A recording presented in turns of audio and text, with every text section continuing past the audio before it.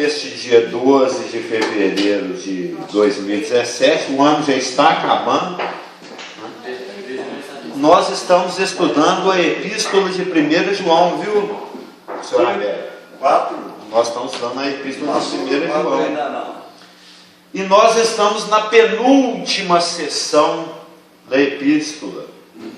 É uma sessão que vai do 4:7, que nós começamos a estudar no último encontro, e vai até o 5:5.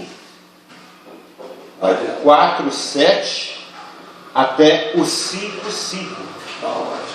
E é uma sessão da epístola aonde o João fala sobre os filhinhos e o amor.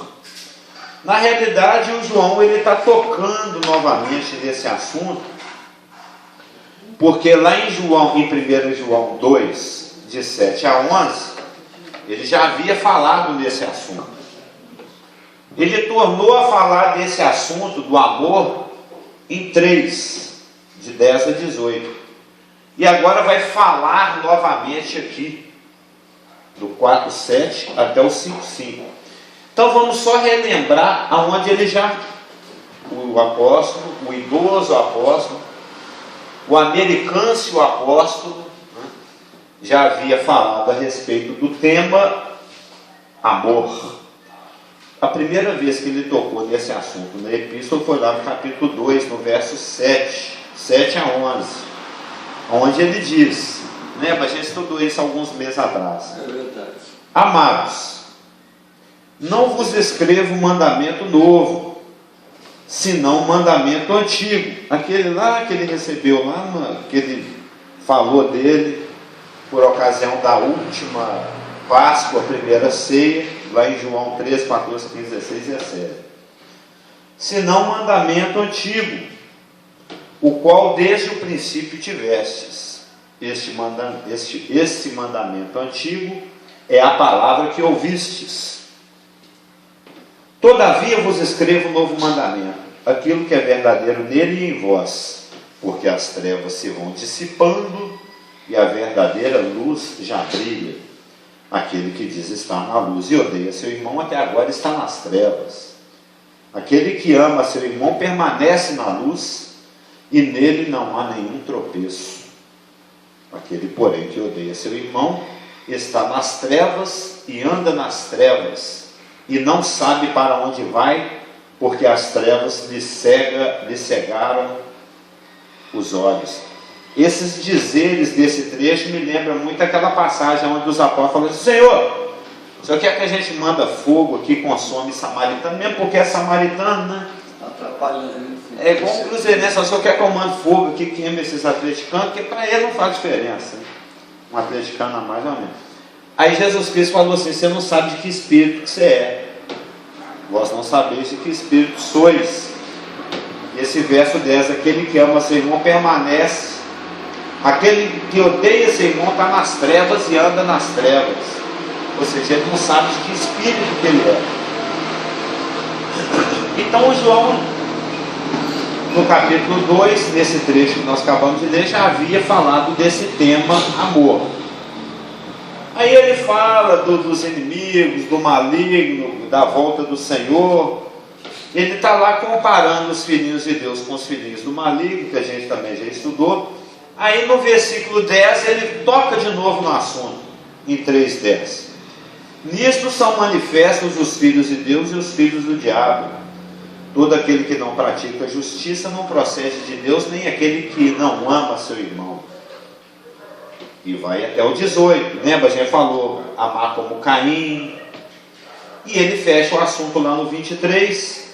Ora, o seu mandamento é este: que creiamos em o nome de seu Filho Jesus Cristo e nos amemos uns aos outros, segundo o mandamento que nos ordenou. Então aqui no 4:7 até 5:5, o João vai bater de novo na mesma tecla. É verdade. Ele vai falar de novo desse assunto. Porque quem está lendo a epístola, porque na realidade a gente fica lendo as cartas, as epístolas da Bíblia, a gente fica lendo em pedacinho, porque ela está dividida em capítulos e versículos, e isso é bom para a gente localizar a passagem que a gente pretende. Mas na realidade, quando os ouvintes, né, os leitores de João receberam essa epístola, eles leram ela toda num tapa só. É uma carta. O pastor Geraldo, ele vai lá morar com Isaac durante 2 anos, por exemplo, e a Elaine fica aqui cuidando dos outros menininhos. Aí ele manda uma carta para a Elaine, uma carta. Como ele está longe, ele está com muita saudade, faz conta que não existe e-mail ainda, né? Ele manda um telegrama para ela. Você lembra quando a gente recebia telegrama? Quando chegava o carteiro com um telegrama na sua porta, era tan, não é? Morreu o avô, morreu o tio, alguma coisa aconteceu. Era o telegrama, não era dos seus tempos, não. Hoje em dia é e-mail, é WhatsApp. Mas naquela época era telegrama. Telegrama ou carta registrada, se a coisa fosse urgente. E a Elaine, ela recebe essa carta do pastor Geraldo, que ela já não vê há 3 anos. Aí ela lê só os 2 primeiros parágrafos. Aí ela guarda a cartinha. No dia seguinte ela lê mais um parágrafo. Não era assim que eles faziam. Não tem sentido. Você recebe uma carta, você lê ele todo, ela toda.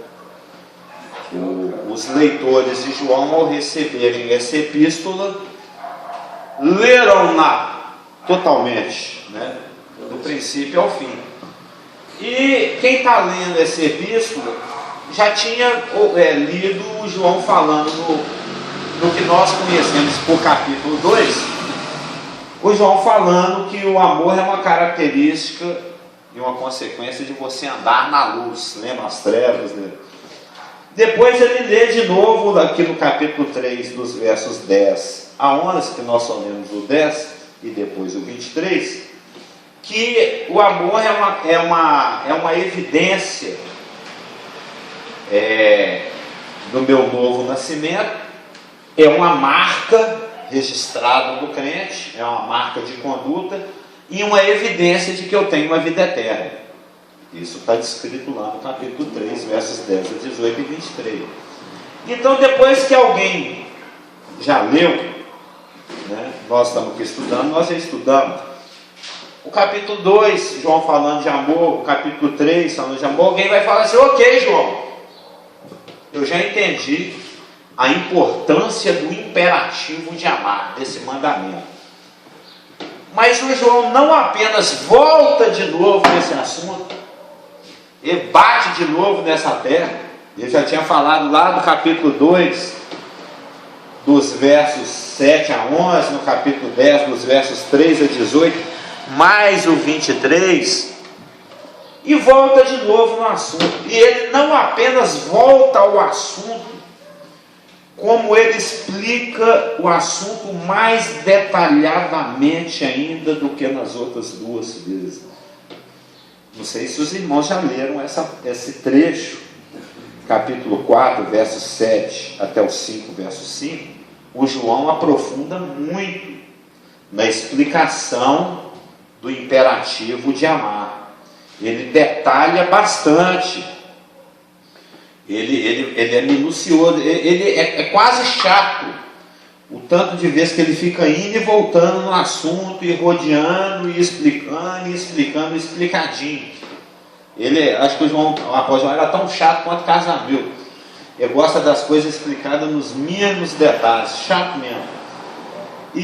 Mas por que o João está sendo chato, está sendo repetitivo?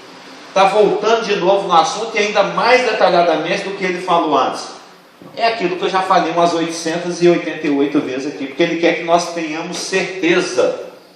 O grande objetivo do João com essa epístola é que a gente tenha certeza.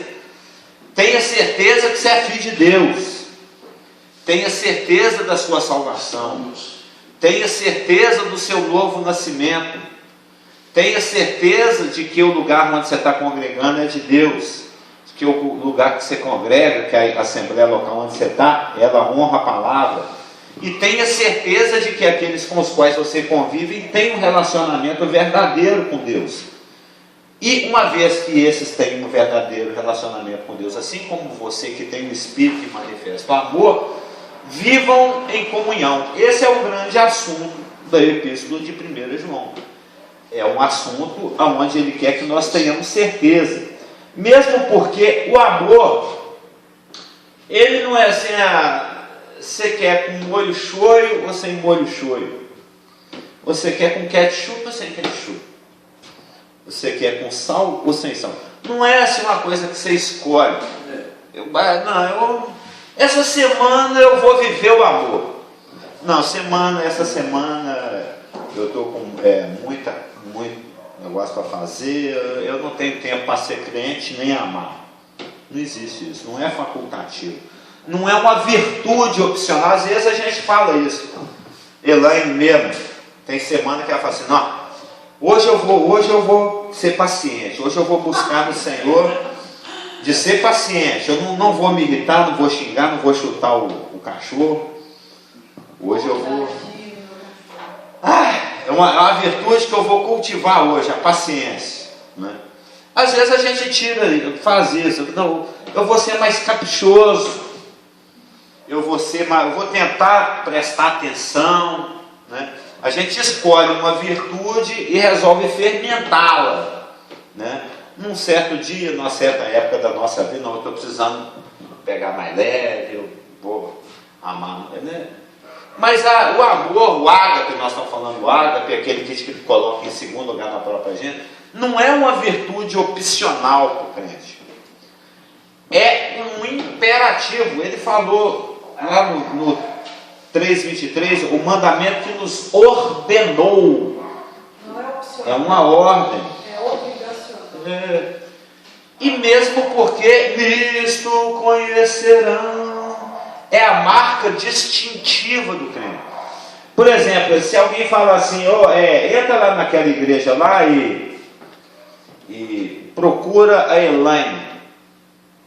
Só tem uma mulher aqui, né? Mas digamos que tivesse mais de duas. Se a dona Adélia estivesse aqui, a pessoa ia entrar aqui e olhar. Fala que ela vinha aqui fora que eu preciso falar com ela. Ele ia olhar, tem duas mulheres, não saberia qual é. Aí ele dá uma referência que distingue a Elaine da multidão. Fala assim, mas quem que é Elaine? É aquela gordinha. Pronto. Eu sabia que você ia falar isso. Eu sabia que você sabia também. Eu sabia. É aquela gordinha.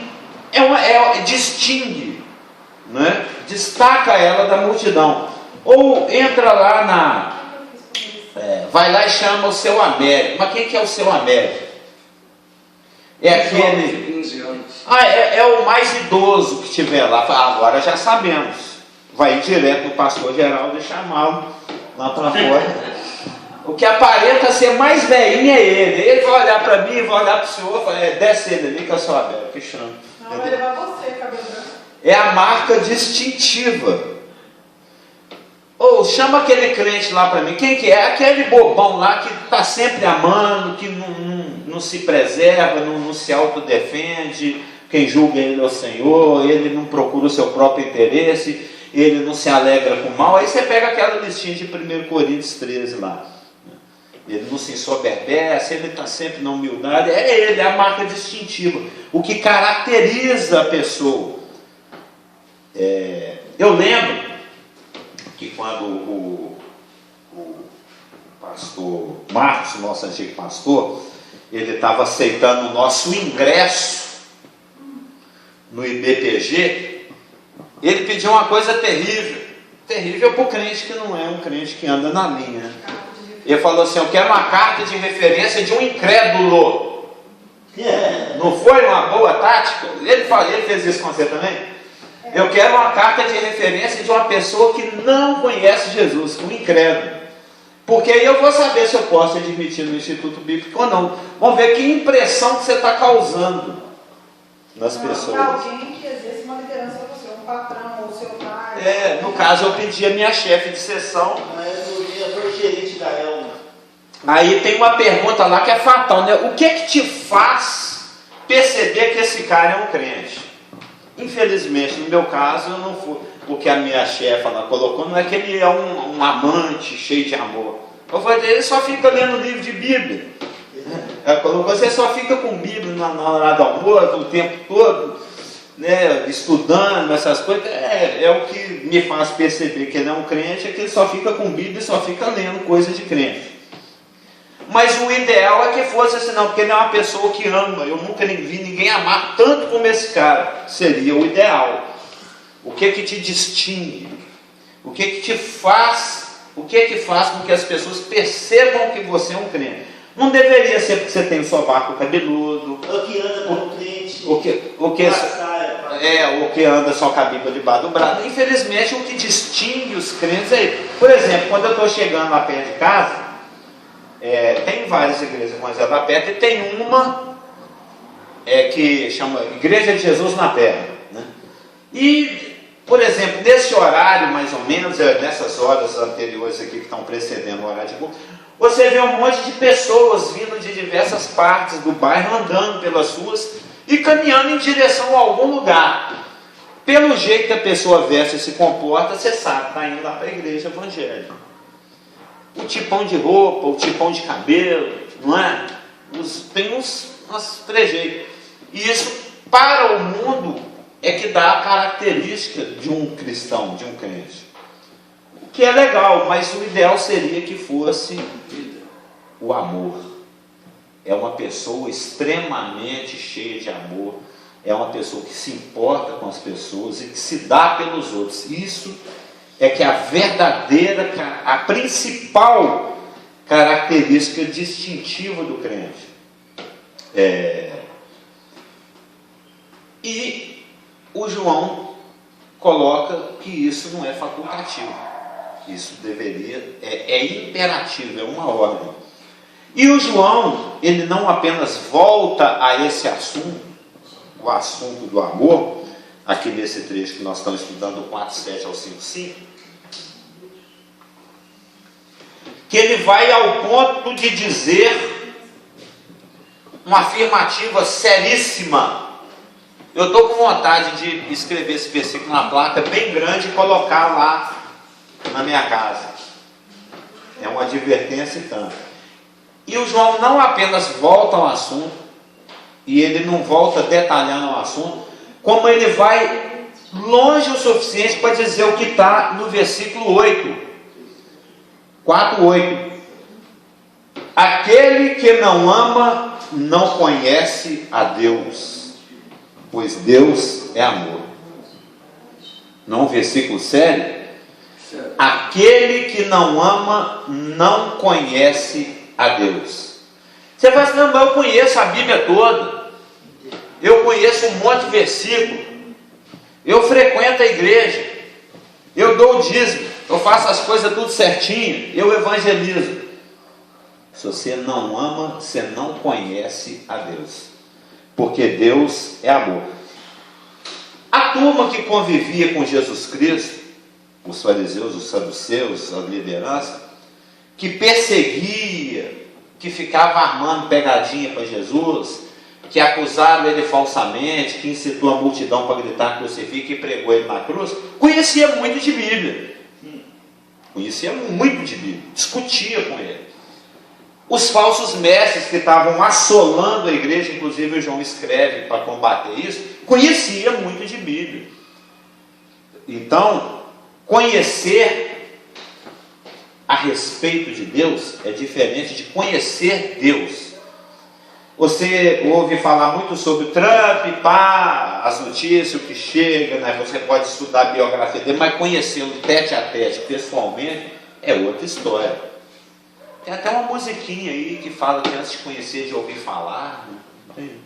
Tem um cântico assim? É de Jesus, né? É no caso de Jesus. Por experiência, não é? Antes ouviu falar, você ouviu. Muita gente aqui, se você parar aqui na rua, você conhece Jesus, conheço. Sabe que é filho da Maria, que passou lá pelaquela semana terrível. Mas se um relacionamento pessoal com ele e obedecer o que ele fala. Então tem dois níveis de conhecimento.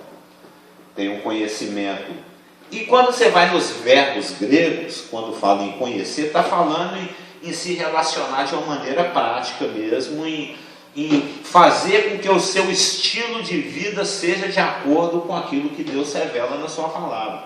Isso é conhecer Deus. Mas o João está sendo tão ousado a ponto de falar que aquele que não ama não conhece a Deus, porque filhinho de peixe, peixinho. Você já viu que tem gente que você bate o olho assim, você sabe que é mãe e filho, você sabe que é pai e filho.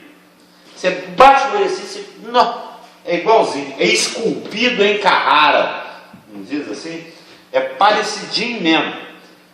Ele traz as características do seu progenitor. Mas as pessoas falam outra coisa, né? Ok. Falam cuspido e escarrado.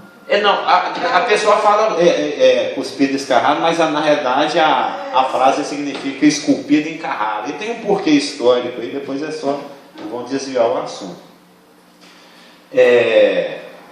Aquele que não ama não conhece a Deus, pois Deus é amor. Se Deus é amor, e você diz que é filho de Deus, a essência, a característica maior de Deus tem que estar presente. Porque ele está fazendo aqui uma coisa, ele está mostrando a origem do amor, no início da sessão, de uma forma positiva e de uma forma negativa. O João faz muito isso. Olha o 7 e 8.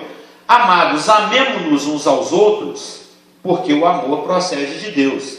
E todo aquele que ama é nascido de Deus e conhece a Deus. Aquele que não ama não conhece a Deus, porque Deus é amor. Como é que você pode falar que é filho de peixe e ter cara de cavalo? Você falar que é filho de cavalo e ter asa de galinha? Mas não, esse aqui não é filho daquele. Não, eu sou filho de Deus, mas você nunca amou, você não ama as suas características, aquilo que você passa, a impressão que você dá, é totalmente contrário. Você é uma pessoa nervosa, que chuta, que odeia, que fala que odeia tudo, que não gosta de ninguém. Eu não gosto do William Bonner, eu não gosto da Fátima Bernardes. Se eu pudesse eu matava esse pipoqueiro, eu não vou dar a cara dessa mulher que trabalha. Não, eu não gosto de comprar naquela loja, porque eu não gosto daquele palhaço do McDonald's. Se pudesse eu matava ele, né? Como é que você pode fazer? Não, mas eu amo a Deus, eu sou de Deus, eu sou filho de Deus. Não é? Como é que você pode falar que odeia, que não ama ninguém, e ser filho de Deus? A característica principal de Deus é o amor. E nunca ninguém viu você amar ninguém. Nós não estamos falando de uma coisa que acontece vez ou outra, nós estamos falando de um estilo de vida. Há 20 anos atrás o Gera era desse mesmo jeito que ele é hoje, não mudou e está de mal a pior. E fala que é de Deus, entendeu? Não faz sentido. Por isso dessa afirmativa tão enfática, aquele que não ama não conhece a Deus, porque Deus é amor. Então, a gente tem que examinar as nossas próprias vidas para ver se nós estamos dentro desse padrão, para ver se nós estamos dentro dessa ordem, dentro desse imperativo.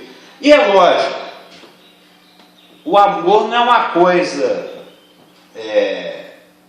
automática que acontece, é uma coisa que é fruto de escolha, é fruto de esforço, é uma decisão que você tem que tomar a cada situação, a cada momento, a cada decisão. O cara te fecha, você xinga ou você ama.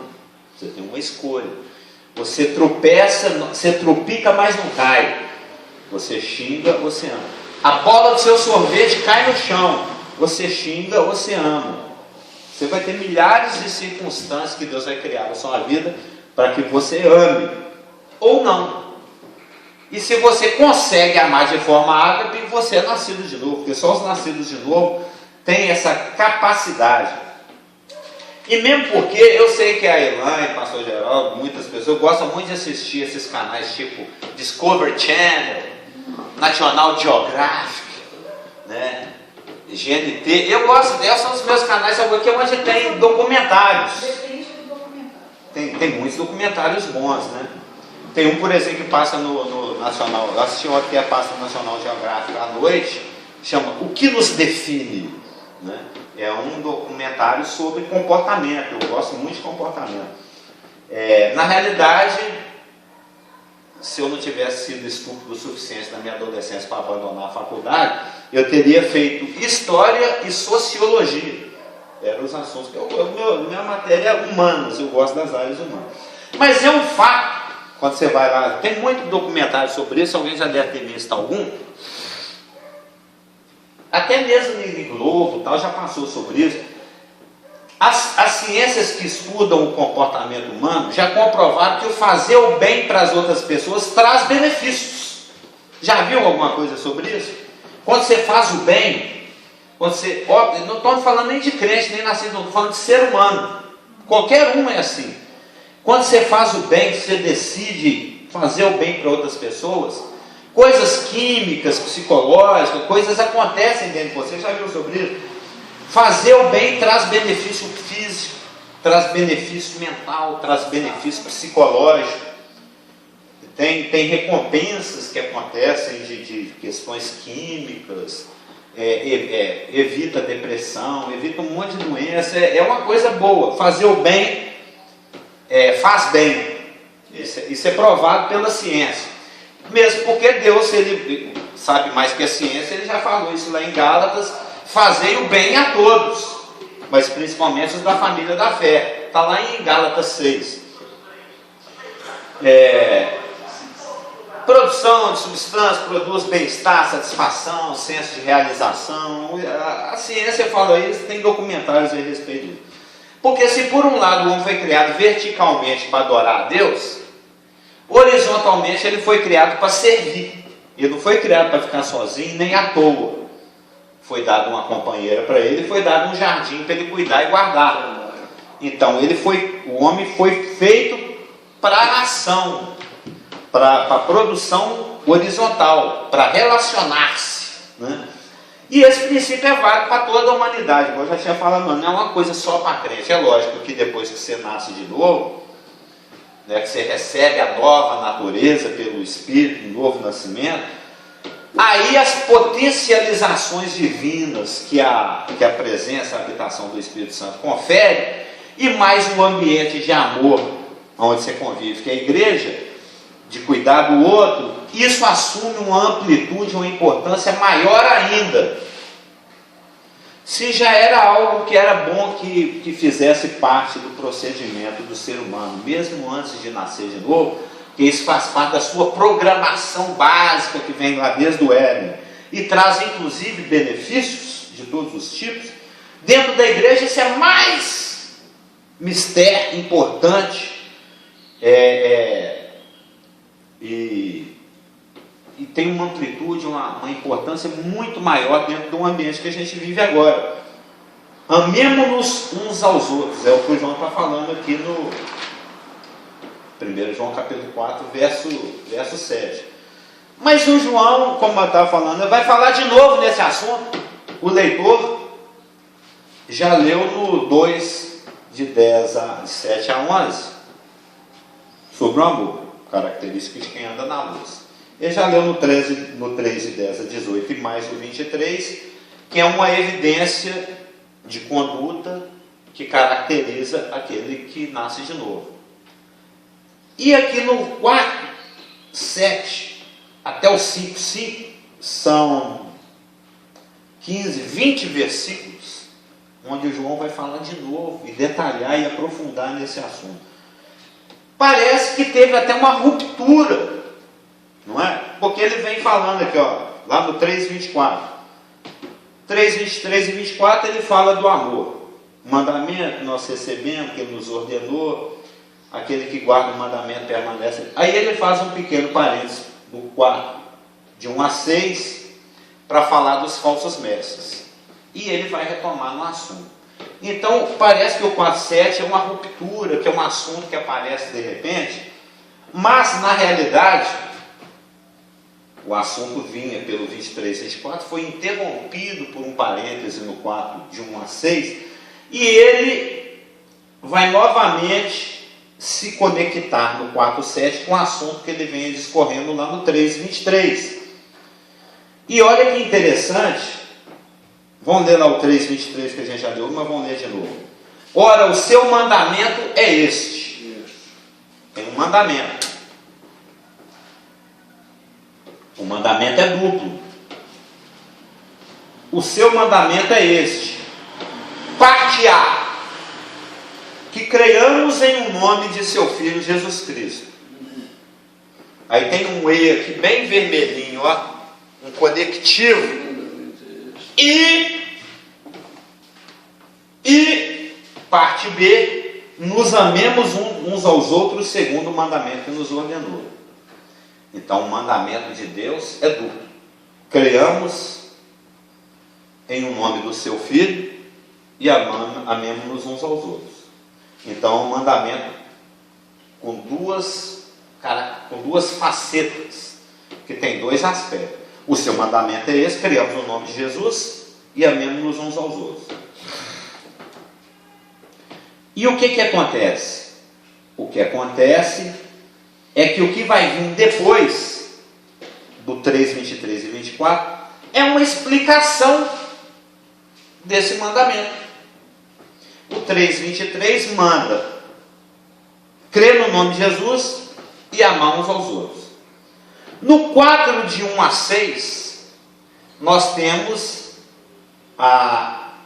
o detalhamento ou a explicação do que é crer no nome. E o 4:7 a 5:5 é uma explicação e um detalhamento do que é o amemos uns aos outros. Ou seja, o capítulo 4 inteirinho, praticamente, mais os versículos 1 a 5 de 5, é uma explicação, é um detalhamento do mandamento do versículo 23. Isso é muito importante.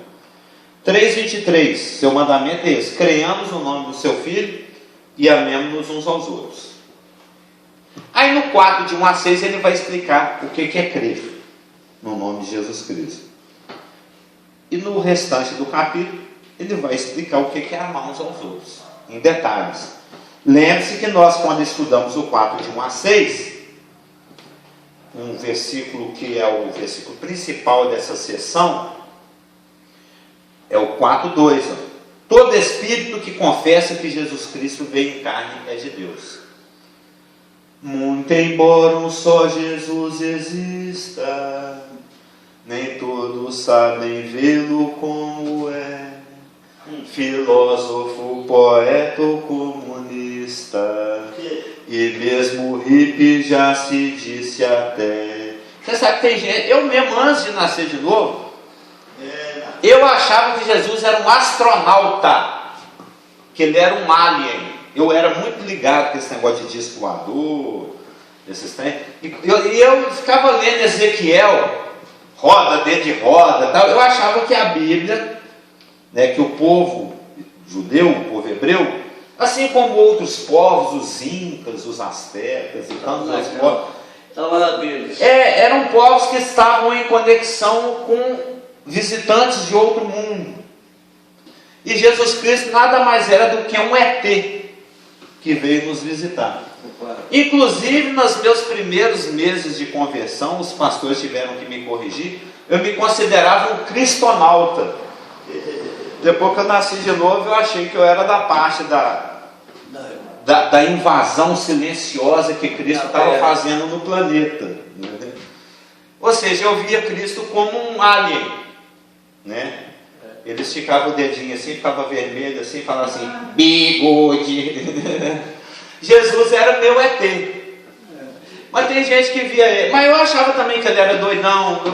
Eu na época achava que Jesus fumava maconha e usava cabelo grande, porque ele tinha esse jeitão rebelde, ele contestava as autoridades, tal, ele pregava a anarquia e a rebelião. Era assim que eu via. Então, no início, eu me identifiquei com Cristo sob esse aspecto. Mas viava nos seus próprios atos. Exatamente. Você faz um Deus para te benzer naquilo que eu sou, não é? Se eu era um doidão, eu tenho que ter um Jesus doidão para andar comigo, E por aí vai. E cada um então cria um Cristo, pessoal, de acordo com a sua conveniência. Mas muito embora um só Jesus exista, cada um cria o seu.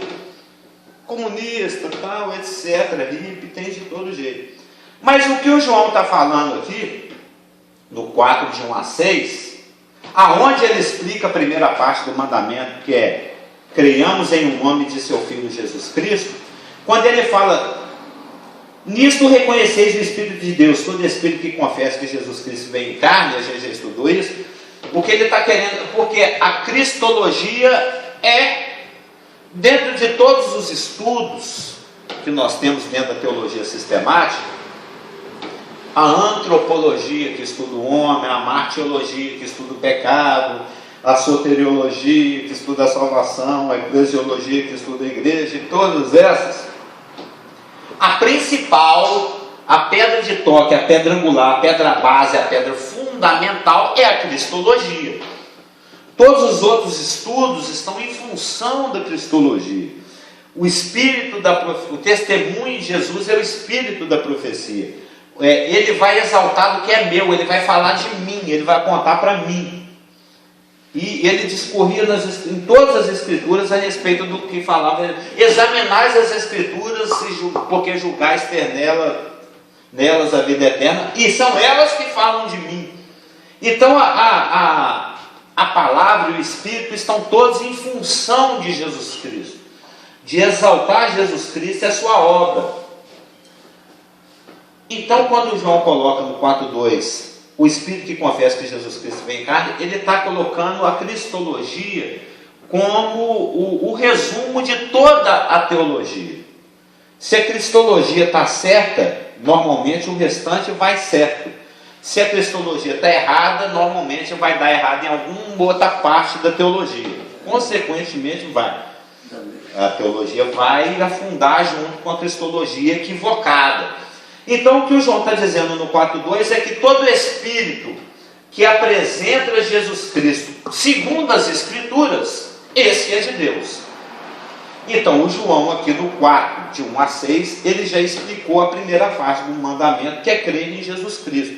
E é crer segundo as Escrituras. Não é crer em qualquer Jesus.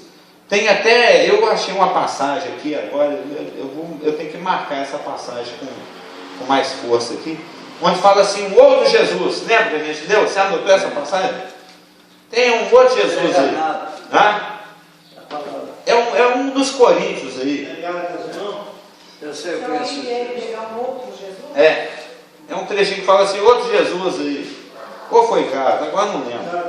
Apesar de que Jesus é um nome próprio, né? Sim. Cristo é que é o Senhor. O Messias. Mas o que a pessoa que escreveu, que eu creio que foi Paulo, ele fala assim, é 1 Coríntios 4, será? Não, 1 Coríntios, tem muitos Jesus por aí, tem Jesus de todo tipo, tem Jesus no centro de Macumba. Se você for nessas lojas que vende vela e defumador, tem quadros de Jesus lá. No catolicismo tem Jesus, no protestantismo tem muitos Jesus. Mas tem aquele Jesus segundo as Escrituras. É nesse que nós temos que crer. Segundo o que está escrito aqui. Qualquer coisa que se fale de Jesus Cristo, que não esteja nas Escrituras, ou que discorde das Escrituras, é uma informação equivocada. É uma informação, você não está crendo no nome de Jesus conforme tem que ser crido. Você está pegando carona em outro espírito aí, tem que tomar cuidado. Mas o 4, de 1 a 6, ele explica a primeira parte do mandamento do 3:23. Que creiamos em nome do seu Filho Jesus Cristo. E, tem o conectivo no 3:23, nos amemos uns aos outros. Agora o João vai gastar todos esses 20 versículos, do 4:7 até o 5:5, para explicar: e nos amemos uns aos outros segundo o mandamento que nos ordenou. E tem um autor, muita gente já deve ter ouvido falar dele, eu não sei, eu tenho minhas dúvidas se essa pessoa era nascida de novo, mas ele era um profundo estudioso do grego, chama William Barclay, né? Eu gosto muito dos livrinhos dele, aliás eu tenho quase todos. E ele faz o seguinte comentário a respeito dessa passagem, que vai do 4:7 até o 5:5, onde o João vai explicar a segunda parte do mandamento de 3:23. Ora, o seu mandamento é este. Parte A que já foi explicada no 4:1-6, que criamos em nome de seu Filho Jesus Cristo. E agora no 4:7-5:5 ele vai explicar a segunda parte desse 3:23. Nos amemos uns aos outros segundo o mandamento que nos ordenou. 2 Coríntios 11:4. 2 Coríntios, eu vou ter que anotar esse versículo. 11, versículo 4. Eu sabia que era um dos Coríntios. Olha lá para você ver. 11:4? É porque está na outra página minha aqui. Né? 2 Coríntios. 11:4. É esse microfone aqui. Eu não queria desmarcar minha página, não vou desmarcar. 11:4. É esse mesmo aqui, ó. Se na verdade, vindo alguém, prega outro Jesus, eu gostei disso, está até destacadinho aqui, ó. Outro Jesus, eu gostei disso.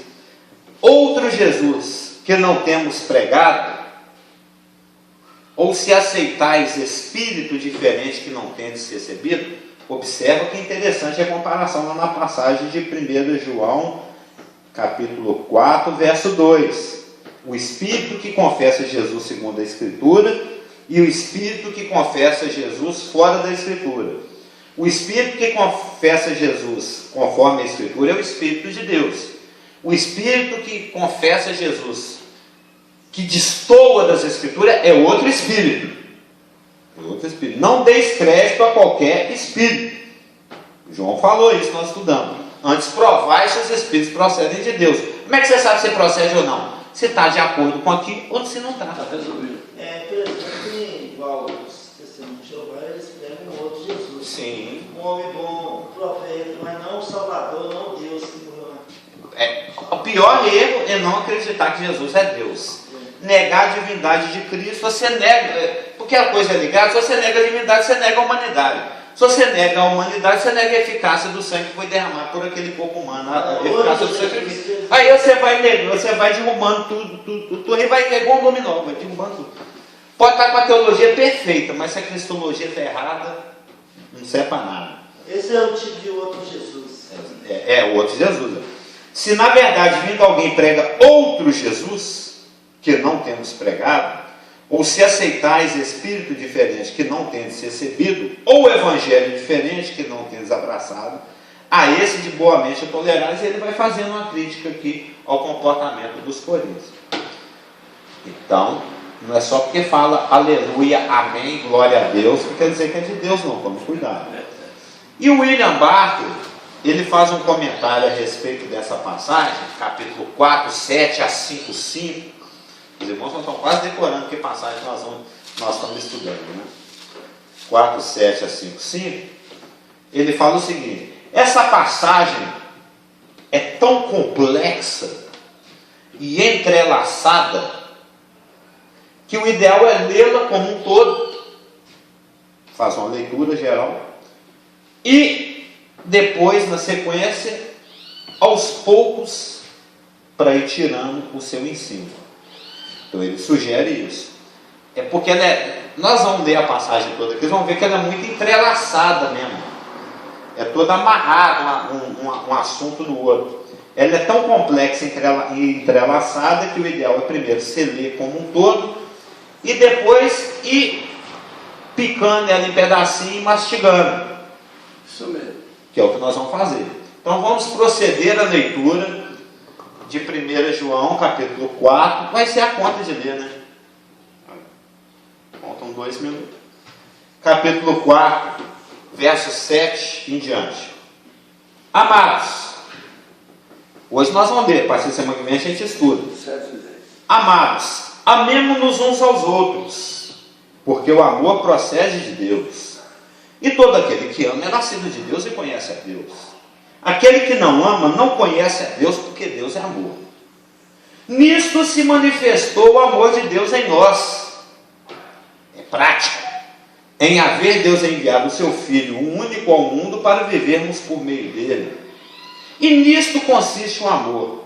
Não em que nós tenhamos amado a Deus, mas em que Ele nos amou e enviou o seu Filho como propiciação pelos nossos pecados. Aleluia mesmo. Ele fez Deus se tornar novamente favorável a nós. Amados, se Deus de tal maneira nos amou, devemos, é dívida, ninguém devais coisa alguma, devemos nós também amar uns aos outros. Ninguém jamais viu a Deus. Se amarmos uns aos outros, Deus permanece em nós e o seu amor é em nós amadurecido, tornado mais maduro, mais completo. Nisto conhecemos que permanecemos nele e ele em nós, em que nos deu do seu Espírito. E nós temos visto e testemunhamos que o Pai enviou o seu Filho como Salvador do mundo. Aquele que confessar que Jesus é o Filho de Deus, Deus permanece nele e ele em Deus. E nós conhecemos e cremos no amor que Deus tem por nós. Deus é amor. E aquele que permanece no amor, permanece em Deus e Deus nele. Nisto, em nós, aperfeiçoado o amor, para que no dia do juízo mantenhamos confiança. Pois, segundo ele é, olha a importância desse versículo, segundo ele é, também nós somos neste mundo. No amor não existe medo. Antes, o amor maduro lança fora o medo. Ora, o medo produz tormento. Logo, aquele que teme não é amadurecido no amor. Eu estou substituindo a palavra teleio aqui, né? Nós amamos porque ele nos amou primeiro. Mas é a mesma raiz, né? É a mesma palavra. Só que aqui está traduzido de um jeito, eu estou traduzindo de um jeito que melhora o entendimento. Se alguém disser, amo a Deus, e odiar a seu irmão, liar, é mentiroso. Pois aquele que não ama a seu irmão a quem vê, não pode amar a Deus a quem não vê. Por isso que ele falou aquilo lá no 12, né? Ninguém jamais viu a Deus. Está vendo como o assunto é cíclico? Ora, temos da parte dele este mandamento, que aquele que ama a Deus, ame também a seu irmão. Todo aquele que crê que Jesus é o Cristo, é nascido de Deus. E todo aquele que ama ao que o gerou, também ama ao que dele é nascido. É um paralelo com 3,23. Nisto conhecemos que amamos os filhos de Deus, quando amamos a Deus e praticamos os seus mandamentos. Está vendo como é que trem vai e volta? É cíclico, é um moto contínuo, uma coisa motiva a outra. Aqui no 5, ele destaca bem essa parte principal do Evangelho. No versículo 5 ou no capítulo 5? É que Jesus é o Cristo. Porque muitos creem que Jesus é Jesus, filho de Maria. Mas não creem que ele é o Messias prometido para Israel, e que a gente se beneficia dele, exatamente. Entende? Não crê na sua natureza divina como Senhor. Crê que ele é um filho de Maria, mas ele tem que ser crido segundo todas as Escrituras. Nisto conhecemos que amamos os filhos de Deus quando amamos a Deus e praticamos os seus mandamentos, porque este é o amor de Deus, que guardemos os seus mandamentos. Ora, os seus mandamentos não são penosos, porque todo que é nascido de Deus vence o mundo. E esta é a vitória que vence o mundo, a nossa fé. Quem é que vence o mundo, senão aquele que crê ser Jesus, o Filho de Deus? Então essa é a passagem que nós vamos estar estudando, como diz Elaine, a partir desta semana agora. Amém? Podemos orar?